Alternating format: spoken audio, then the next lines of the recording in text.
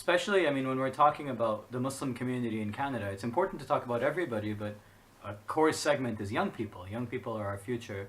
We've forced them to be here. You know, they've come here at no choice of their own, and they're forced to deal with all these challenges, which sometimes their parents, their massages, their teachers, whoever, aren't really equipped to deal with them with. And I'd say the core issue for Muslims is to understand not just their own deen, their own religion, their own beliefs, their own value systems, but to understand that they are operating under a different deen when they live here. Meaning that there is a societal deen that has an impact on them. It's not just neutral, right? It's not just that, oh, you know, this is how things are done, and, you know, everyone just lets you do what you want to do. There is a social, cultural, political, and intellectual pressure for young people to conform to ideas that are of a separate deen than Islam. And that impacts how they make friends, that impacts how they, you know, view life, how they view success, and how they view their own identity. So I think trying to make that the case, you know, make that case clear to them is, I think, a huge issue. Yeah, Brother Bilal, do you want to add something? So with regards to how we're doing in Canada, Muslims have had a very long history in Canada, and people have come here for various reasons. Some come here from academic reasons, some will come here for economic reasons, some will come here to escape persecution. Now, my general idea is that Muslims, as they came here, there are two possibilities. Either they come to guide or they come to be misguided.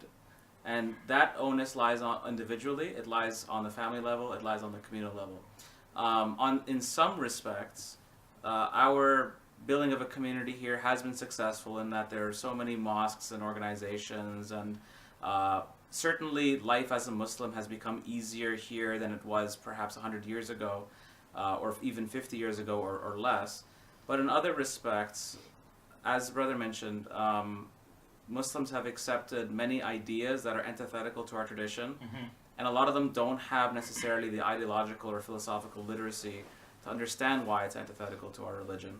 So we find that, at least compared to, if we want to take an American statistic, for example, according to Pew, 77% of Muslims who are born Muslim in America remain Muslim as an adult, which means something like 23% leave Islam. And of the 77% that are Muslim, we don't know how many of them are practicing. We don't know how religious they are necessarily. Right. So the community is actually shrinking. It's not getting larger. The reason why the mosques are still filled, and the reason why there's this idea of the Muslim community getting larger, is because of immigration. But the actual organic community, people are leaving generally. Now, there is another statistic which suggests that the amount of people who are leaving is offset by the number of people who are converting. That's also true. I think that there is a strong dawah initiative in the Muslim community, but I think that we need to be very careful. Basically, maybe I'm somewhat of a pessimist, but I think we really need to tread lightly, because it's either guide or be misguided. Yeah, Jazakallah khair, Brother Sadat. I mean, kind of to that point, you know, give dawah, or you're either being given dawah too. I don't know if you can comment on this whole topic. Yeah. I would like to just further touch on what Bilal was just talking about. I was really surprised that he said that, and I agree with him in regards to the community shrinking, the religious community shrinking, because you would know that for a while now I've been complaining about this. This has been one of my main concerns, and many times people don't seem to understand what I'm talking about. So you took the words just right out of my mouth. I can say from personal experience, because I'm 41 years old, I was born in Toronto in 1976. I was not the only Muslim born in Toronto in 1976. I can tell you that there were plenty of us. That's why we had masajid. That's why Jama Masjid was there, Tariq Mosque, Tariq Islamic Center, built in 1990. It was only built because there was already a large community. And in our community, we're not a community of bachelors and bachelorettes. We marry, we have 2, 3, 4 children. So my question is, to get to the point, is where are those other Muslims like me that were born in 1976, who have some white hairs on their head, who have a few white beards in their beard? There's times where in a masjid I feel just as lonely as any convert coming from some real nominal background. I feel like I'm the only one, And so for me, even this is really a nice treat to be with other Canadian-born Muslims who are still practicing and who are active. So just like Bilal said, if we didn't have this constant influx of reinforcements coming in from the Muslim world, believe me, our mosques that were built in the 70s and 80s would be just like any Anglican or United Church. There would be 1 or 2 rows of old pioneers who had established the mosque, just waiting to die. So yeah, that is pessimistic. I have some ideas on how that, we could try to address that. Definitely, we would definitely want to get into that later into this podcast. I do want to say though, like, let's say I'm listening to this podcast and we were all like this, maybe perhaps one time in our lives, or know someone like this. Why should I even study or learn Islam? What's the benefit? What's the relevancy? Because just go to Jummah maybe once a week, or do your Eid prayer, and call yourself a Muslim. Don't eat pork. Someone could say to you guys, you guys are asking for way too much. Do this, have this identity. SubhanAllah, we're blessed to be here in Canada, which is a safe country compared to many other countries. But you guys are asking for a lot. So what do you say to that? I'd say the Deen isn't just like a series of some restrictions and some symbolic ritual, right? And I think our engagement with the Deen, if that's how we start engaging with it, that's pretty boring. That's pretty intellectually stifling. That doesn't give me purpose. That doesn't make me want to get up in the morning. That doesn't, bring me closer to anything that I care about. As a young person, like we tend to think that young people are just playing video games and looking to kill their time, but they are actually looking for purpose. Yeah. They're actually looking to feel valued and feel like they're making a meaningful contribution to the world. And they do want to build a good future for themselves.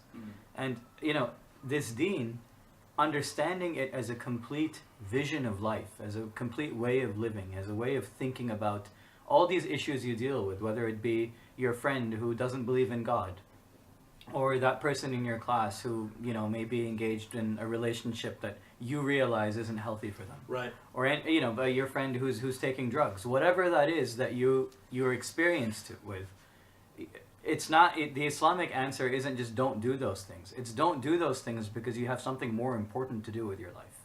And when you study the Deen, when you understand how to serve it and how to serve your ummah and serve your Islamic community, and how ultimately you can use acts of, how you can use your mind for acts of worship and reflection to give yourself peace, tranquility, and closeness to your Creator. That is a much more wholesome way of looking at Islam. Just before we move on to the next question, does anybody want to add to that?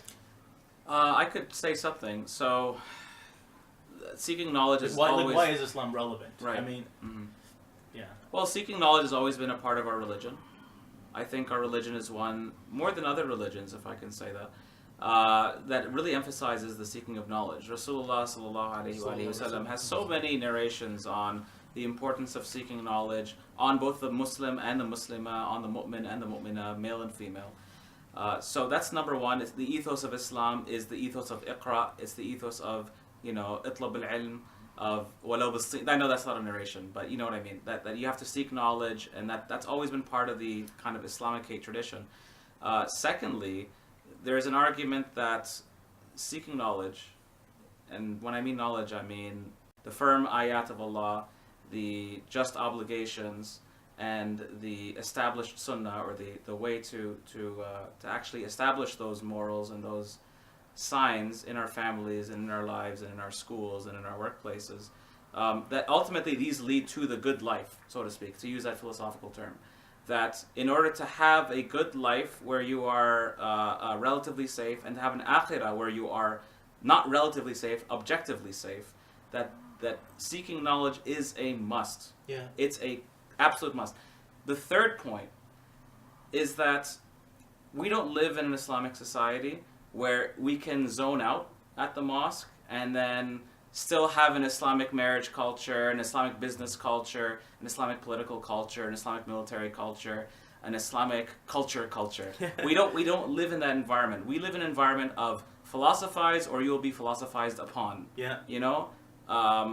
That if you do not learn, people will seek things through the media, through the education system, through the HR departments, and those things will get to you, and those things will convert you. Even if you're Muslim by name, to use Lord Cromer, de-Muslimized Muslims. That he didn't want us to leave Islam as a name, But and this was the guy. This was the consul general of the colonial leader of Egypt at the time. The person the British had put over Egypt after they had colonized it.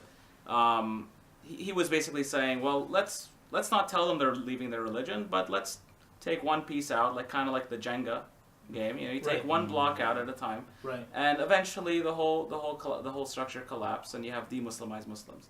That's actually a really good analogy for what they do. Jazakallah khair. No, I couldn't have said it better. And he basically talks about deist Muslims, that you can have this idea of Tawheed, sure. Like if you can have this idea of, you believe in God, and God is good, and this kind of moral therapeutic deism, which is kind of the dominant religion, you can say. People still believe in God more, for the most part, but there's no backbone. There's no structure, there's no accountability, and again, we have our own paradigm, we have our own worldview, we have a Quranic worldview, and those things have to be understood so that other ideas don't take their place.